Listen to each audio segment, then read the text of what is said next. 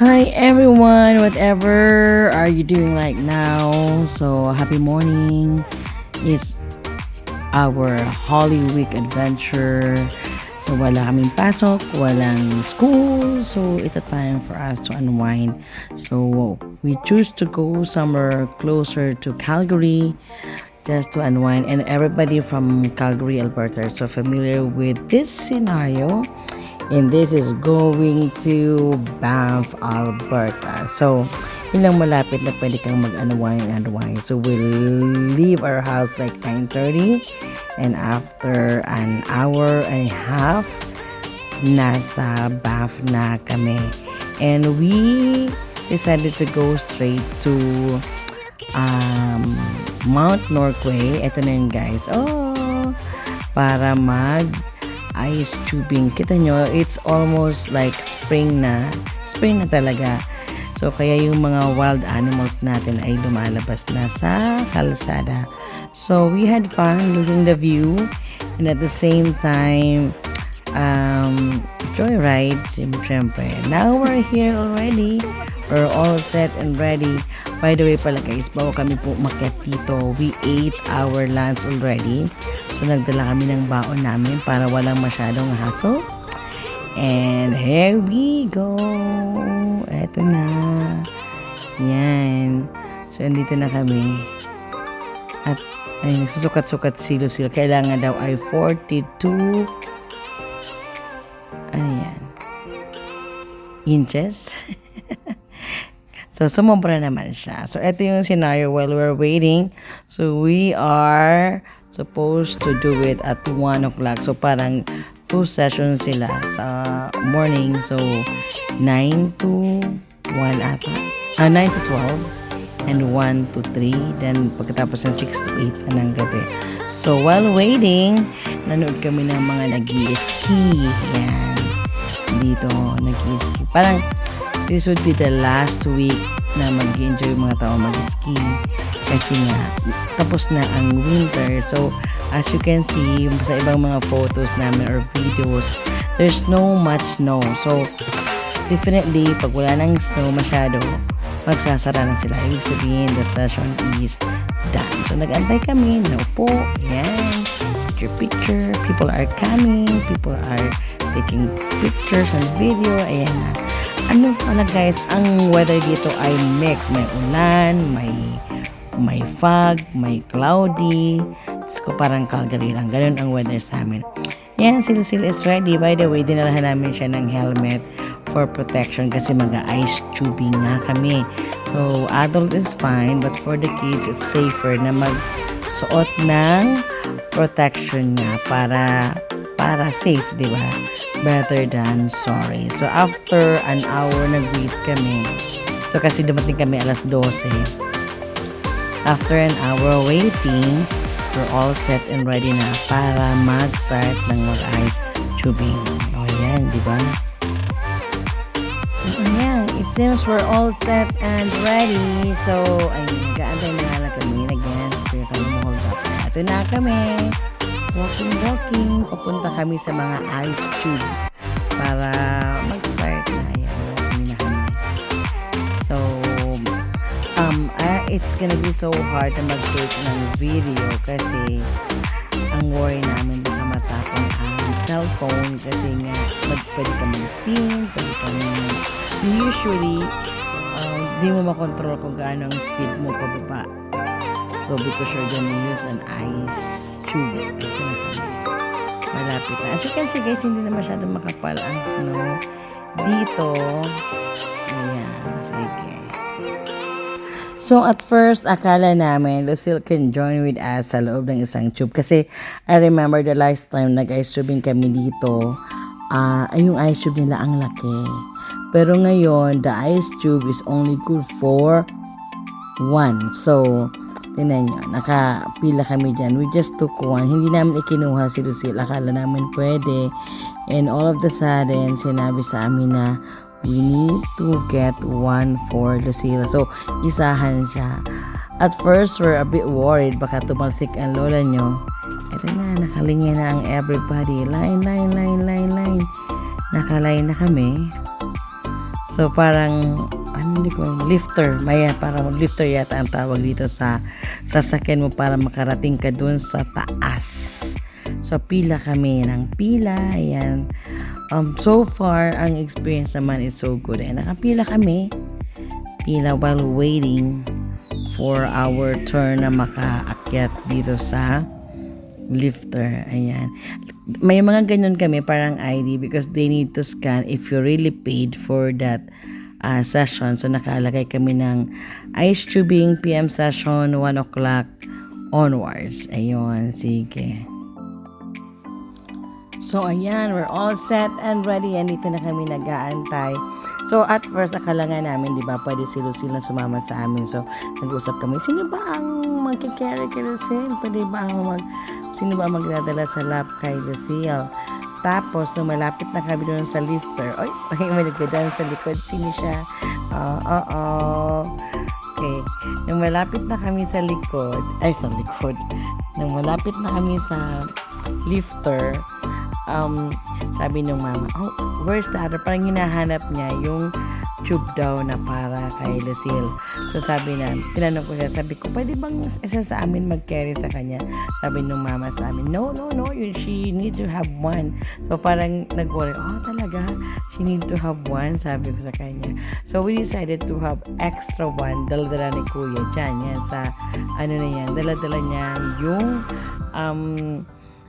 tube na isa na para kay Lucille. So, hindi pwede sa aming sumama si Lucille. So, you guys, if you're planning to go ice tubing next season in Mount Norquay, so, hindi pwede mag-share kung kasama nyo yung bata, 4 years old, she or he need to be by herself. So, paghandaan nyo yan. Kasi marami kami nakita dito sa taas na mga Crayola.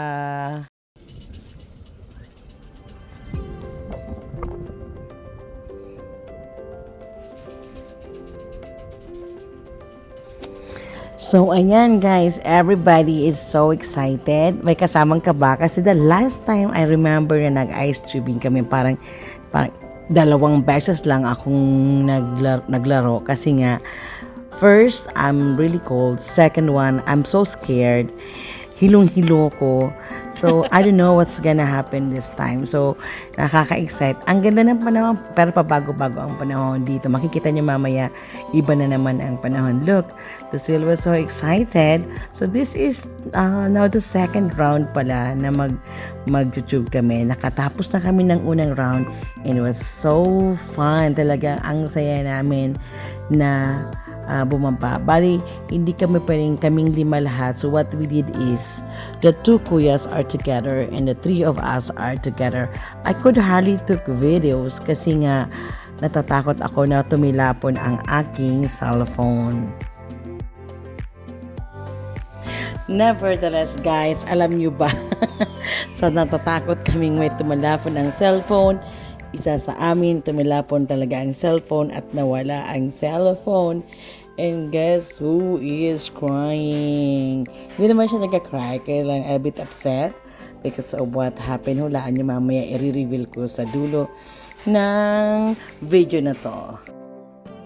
Okay, so as you can see guys, it's snowing this time na naman. So kanina mainit, windy, ngayon nag-i-snow na. Ayun, ganun talaga ang weather dito. See that? It's snowing on top. At saka windy siya. Yung second to the last nga naming round. You see that? Ooh, you're gonna do like that. Mag-spin ka sa ilalim.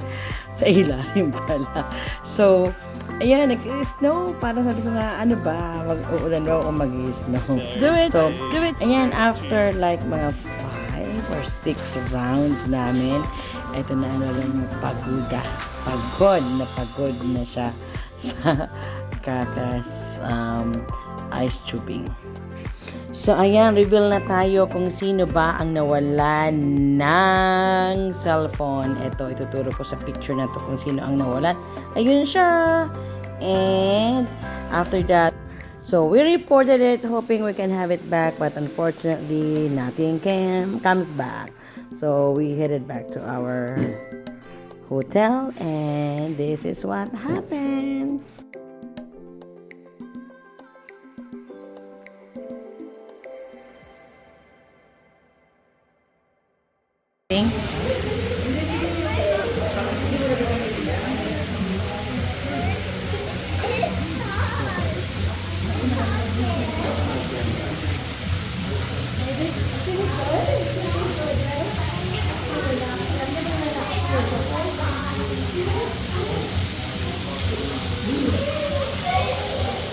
Tanggalin yung top mo. So, ayan guys. So, one of the reason why we choose this hotel, kasi nga, mayroon siyang sariling hot spring sa ilalim. Ito yan. So, parang cave siya guys, as you can see. Tapos, may butas siya na para dun sisingaw yung mist ba? And, yan. So, hindi naman siya ganun kalaki. Siguro, ang capacity niya mga 20. Tapos dito sa side, sa left side niya, meron siyang dry sauna. So I forgot to take video of the dry sauna. Pero sabi ng mga lalaki ko, they had fun daw. Paglabas nila, tagaktak ang pawis. Dry sauna ha. So here we go, like having time together. Ito talaga ang pinunta namin dito is to do this thing, yung hot spring. Kasi ang tubig, very relaxing. Magbabad ka lang dyan, tanggal libag, and at the same time, nakaka-relax talaga. So, these waters, actually, galing talaga siya sa bundok, sa Banff, and the hot spring is flowing over there, and ang ganda, diba? So, Lucille, masyado ng reddish yung mukha niya kasi nga may init. So, every now and then, pinapaahon namin siya para makapagpahinga. So, nakikita niyo yung suot niyang floater na wala namin yan. So, naiwan siguro namin siya dyan kasi tinake off siya ni Lucille.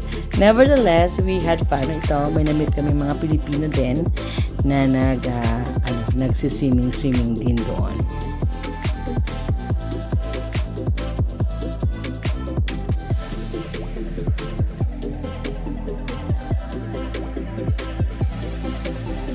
So, after Ligo, what's next? Okay, guys, we're walking, going to downtown Banff. Siyempre, ang hanap namin ay foodie.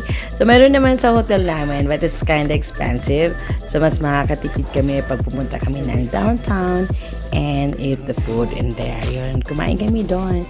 So, after that, we go back to our hotel, we sleep, and this is now the final day. Heading up to our very own, nasa amin. We're going to Fairmont La Chateau Hotel located in Banff. So, pupunta kami doon. So, ito yung scenario ng Banff in the morning. So, wala pang masyadong tao. Pero guys, I'm telling you, since this is a long weekend, sobrang dami ng mga turista na naandito. So, mamaya pa sila lalabas. Kami kasi maaga kami. Kasi ayaw namin nang wala kaming maparkingan. At the same time, siksikan. Look, this is it. Ito yung Fairmont La Chateau Hotel, Banff Spring. Yeah. So, while waiting for Papa G looking for a parking spot, ito yung scenario. Ayan, parang Harry Potter lang, di ba?